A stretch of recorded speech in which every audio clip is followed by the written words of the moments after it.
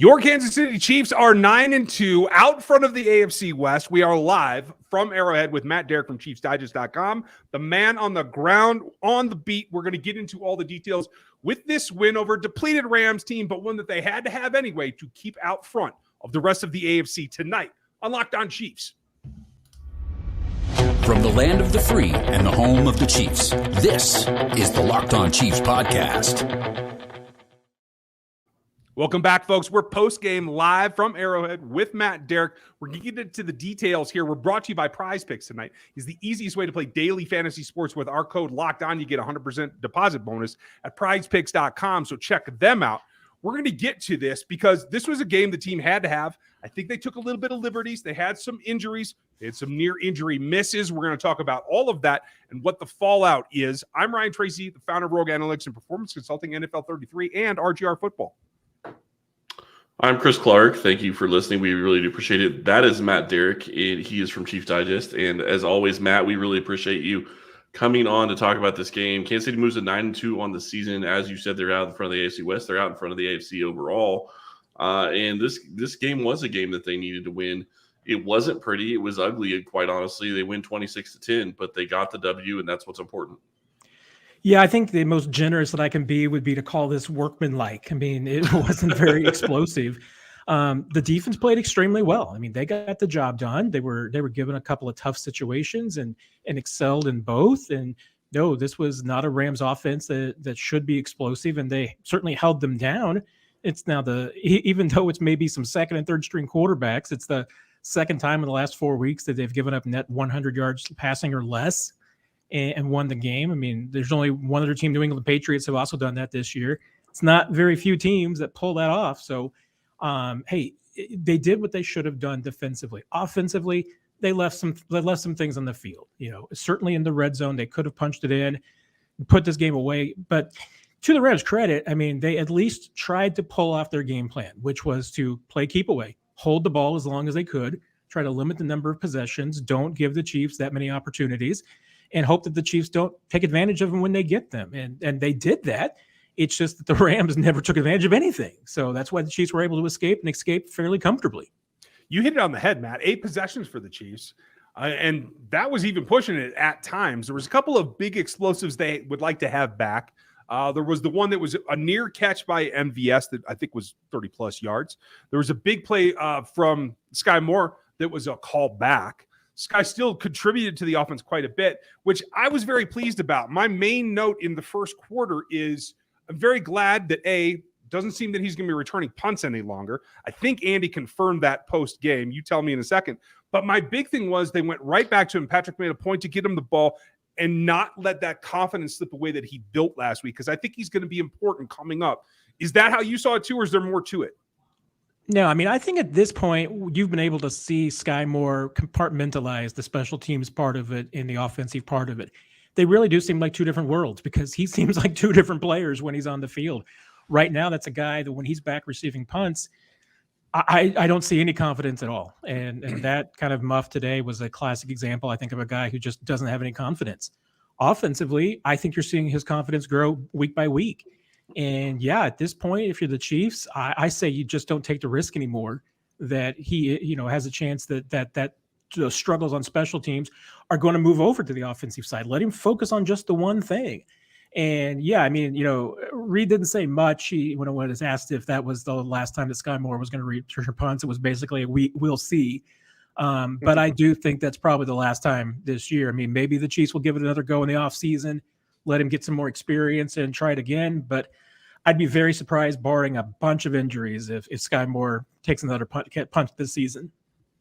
Well, and unfortunately, that was not the only special teams gaffe that the Chiefs had today, allowing a fake punt pass for a first down, just completely muffing at times, and that's probably not the right terminology for what they're doing on special teams, but really screwing up. I mean, obviously Sky Moore muffed the punt, we know that, but then to allow a first down by a pass on something that should have been, you have McDuffie as starting corner out there, and he takes off before he should have.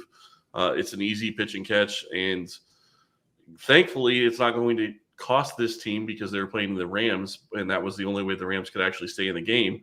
But they have to get rid of the special teams miscues. It is a big problem. There's no doubt. And, it's something that the Chiefs knew they were going to have to live with. And that's something that I think the fans probably still haven't kind of acknowledged and accepted yet, is that this was, to be surprised by this is just to kind of have your head in the sand a little bit. When you let go of Dan Sorensen and Ben Neiman and Dorian O'Daniel or Amani Watts, and you say goodbye to that many snaps and that much experience and those many veterans on your special teams because you want to get younger and faster on defense, that's great. You are now younger and faster on defense, and it is paying great dividends. But the challenge is that you've got a lot of guys on special teams that even if they played special teams in college, it's been a while. It's been a minute. And they probably haven't been coached very well on special teams either. So this is the first time that they're really getting it. I think it's taken longer than certainly Dave Toub and Andy Reid hoped that it would take for this team. They are still making mistakes on special teams. Hey, Dave Toub will point to you and say, they're also making some plays. I would expect, I joked during the game that, hey, we're probably going to hear about them holding the Rams punt return team to the 16-yard line at the end of the game. That being an improvement. That's it. You are going to live with those mistakes. What you're hoping for as a Chiefs fan, that Trent McDuffie doesn't make that mistake again, that he's seen that. He's going to be on alert for it, and he's not going to let that happen again. The days of, having Dan Sorensen, who's been there and seen everything, isn't there anymore. So you're going to hope that these guys are going to learn. Dave Toub's not in any danger. He's not going anywhere. The Chiefs have complete faith in him. And honestly, you could probably look at it, from a glass half full, half empty. You could say to it, if Dave Toub wasn't your special teams coach this year, special teams could be even worse with the experience that they have. So, yeah, that's a bold statement, but I tell you what, I think it's possible. It definitely is. There are some big positive takeaways. The balance, the running game. We have some guys that we need to talk about. We're going to do that on the backside of this. I'm going to tell you about our friends from Audible. This episode is brought to you by Audible. Audible is releasing a new slate of new football podcasts that we're sure you're going to love. Find Block Forever now where you get your podcast. Block Forever is a brand new podcast from former NFL All-Pro Ryan Khalil and Audible. Khalil takes the conversation about football to the next level. Khalil will sit down with stars, coaches, and former players across the league to get real about what happens on the field and behind the scenes, inside locker rooms, during team meetings, and back at the hotel. You'll hear from Christian McCaffrey talk about his love-hate relationship with fantasy football, and Juju Smith-Schuster gives his most honest opinions on players and positions in the league. Available for free on Audible or wherever you get your podcasts. Catch the full Block Forever series, available anywhere you get your podcast, available everywhere now. Audible, get in the game. I'm going to try to get into the game. One thing that pleased me tonight, Matt, is they seem to double down on what we saw last week. They got Isaiah Pacheco going early. They focused on him. 22 carries. It's roughly a 50% uptick from what we saw last week where he had 15 carries.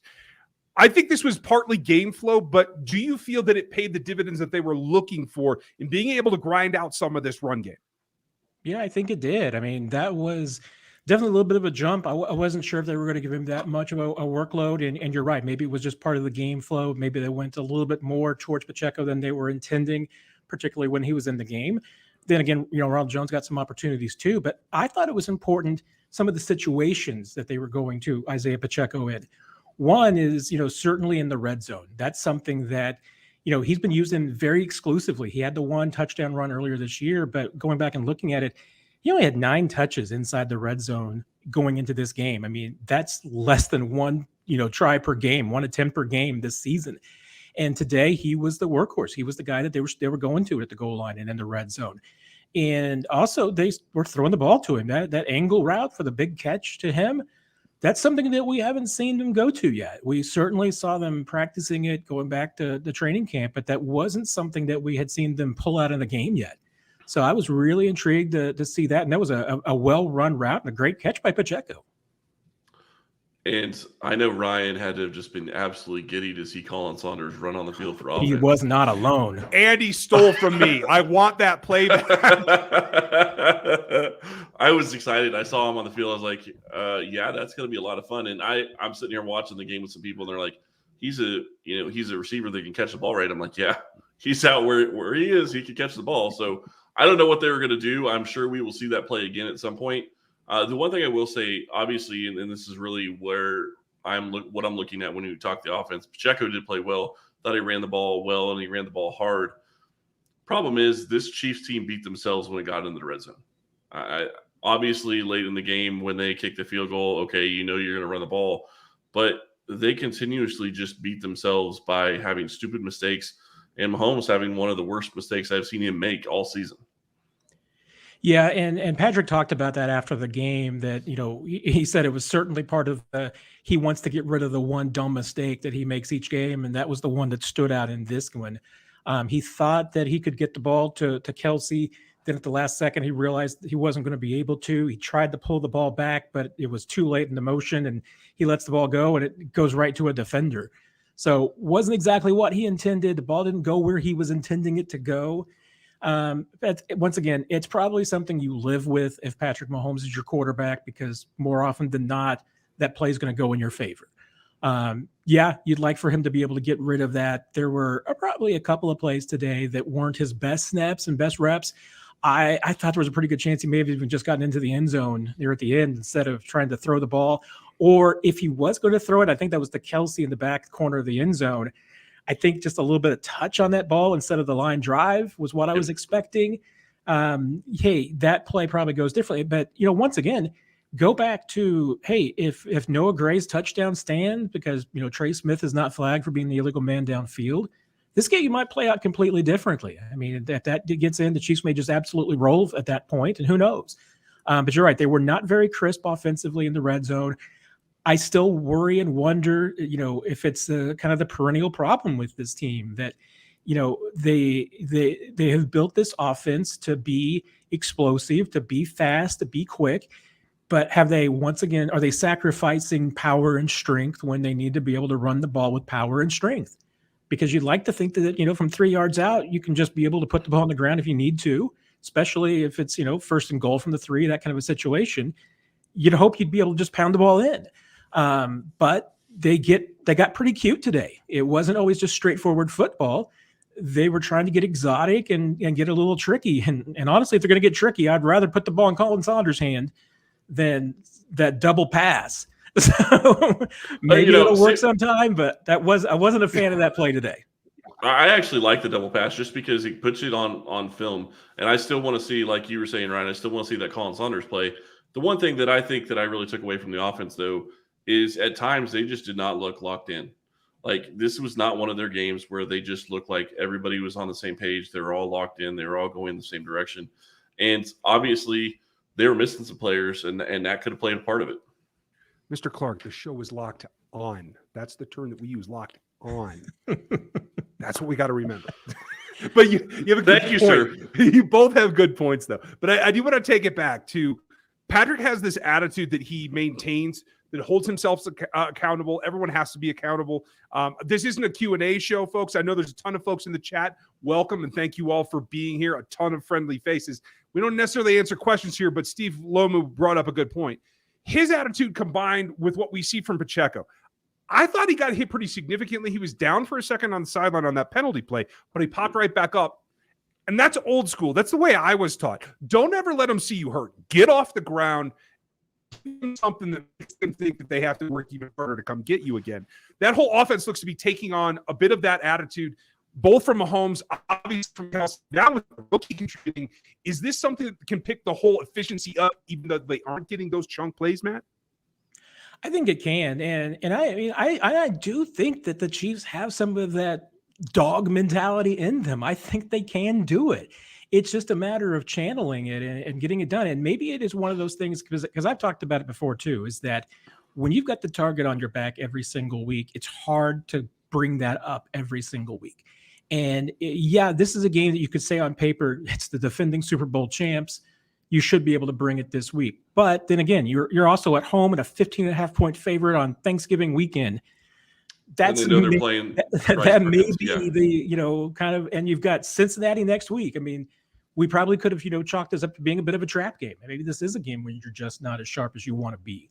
So, yeah, I mean, I think there's some concerns there, but I mean, I think at the same time, we also know that this team can dial it in when it needs to. Lock it on, dial it on. Yeah, we can do all that. We're just driving you crazy today, aren't we, Ryan?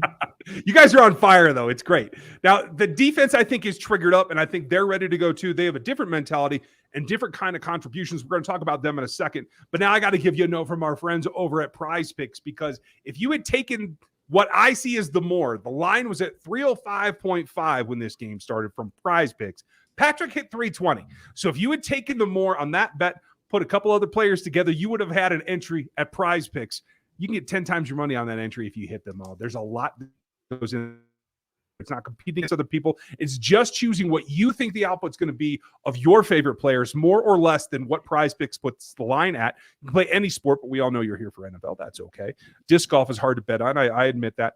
It's 60 seconds or less. It's easy, it's fast, and it's safe withdrawals. It's in 30 states and Canada. All you got to do is go get an app from any app store or sign up at prizepicks.com to play daily fantasy sports. If you use our code LOCKEDON, you get up to $100 deposit bonus. That's 100% of what you put in, up to $100. That code is LOCKEDON at prizepicks.com. Now, this is the second week, Matt, that the defense has stepped up in a number of different ways, but we talk a lot about the rookies on the offensive side. There was a point tonight where there were 5 DBs on the field and 4 of them were rookies. That has a tendency to make me clinch a little bit, but I have to say, overall, how happy are you with this rookie class, and particularly tonight's performance? Cook and Trenton, they were out there, especially when Legarius had to leave the field. Yeah, and I thought even, with Cook got banged up a little bit, but goes back into the game too. I mean, I don't know how you can't be ecstatic about this rookie class, especially this rookie class of defensive backs. And that's even setting aside that, George Karlaftis gets his first sack tonight. Sky Moore has another, back-to-back solid games at receiver. There's a lot that this rookie class is producing, but man, this defensive secondary group could be really, really special. If you're talking about having a core like that locked up affordably for 4 years, and you're able to build a defense around them, I mean, get greedy about looking at the future, because we'll see. I mean, the key is going to be making those adjustments and see what happens in year 2 when there's a full year of film on these guys and defensive coordinators get a chance to work on them a little bit and see what their weaknesses are and make sure that they can be able to make those adjustments. Because sometimes guys don't. Some guys, hey, they find a weakness and they're never the same player again. Let's see what happens, when the league gets a book on them. But I don't know how you just can't be absolutely ecstatic. I know Dave Merritt, the defensive backs coach, is ecstatic about this group. Steve Spagnuolo is too. There's a lot to love, and I thought they were very impressive tonight. And I think that they're probably going to be going out and drafting another young guy next year, just because I think that they're going to try to add to that group as well. I'm very impressed with the secondary. I mean, you can't look at what they're doing on the field and not be impressed. I will say this: it is going to be an insanely fun matchup to see Kansas City versus Cincinnati this coming week. I know we're talking about this game that we just got done, but you would have to figure Jamar Chase is back. That's going to be a lot of fun to watch, and it's going to give them a good test as to where they really are as a unit. When you look at the rest of the defense, though, you had pressure for multiple points, and I think that's really important. This is a little bit of a different game, and it got away from Kansas City at times because you have a guy that you don't know anything about. You don't know what Perkins is going to do as a QB. He didn't throw the ball very much until later in the game, and he was using his legs a lot, and he was hard to bring down. I think that played a lot into how the Rams played in the first half. Yeah, and I give a lot of credit to this defensive front for the way that they've been playing the last couple of weeks. They have really been getting off the ball. Whether this is just 2 games where they have had incredible keys on the snap counts for these teams, I don't know. But Frank Clark has been the first guy off the ball, consistently for the last 2 weeks. And the Chiefs were able to get pressure on this quarterback who is a mobile guy and moves around without having to do a lot of blitzing and a lot of pressure. I mean, they were able to do it with 4 guys. And, even Cook's sack was essentially a cleanup sack. I mean, that was the defensive line, and Nick Bolton absolutely blew that thing apart. But Chris Jones is absolutely playing incredible right now. Karlaftis gets his first sack. I think Mike Dane has been playing his best football since he's been in Kansas City. They've got a really good rotation right now. I mean, this is the most optimistic I've been about that front 4 in a while. I think they're playing well. It's a matter of now, hey, continuing to do it back to back. I think the last 2 weeks were pretty important that they were able to do those performances. Now, see what's going to happen next week against Cincinnati. I mean, not to look forward, but that's a pretty telling test for everybody on this defense. Yeah, Nick Bolton. I love what you said about him. Sorry, I don't mean to interrupt, Ryan. I just got to say, Bolton played a fantastic game. Always sticking his head in there. His reactionary speed and his ability to use his instincts make him so good as a linebacker. And I will say this, I'm still surprised because I love what Willie Gay brings to this defense, but Darius Harris isn't a slouch either. He is I like being able to see him on the field to keep him rotating in and getting some action. I was going to say it's a smart group, and even with Bolton, I think his one deficiency might still be in pass protection.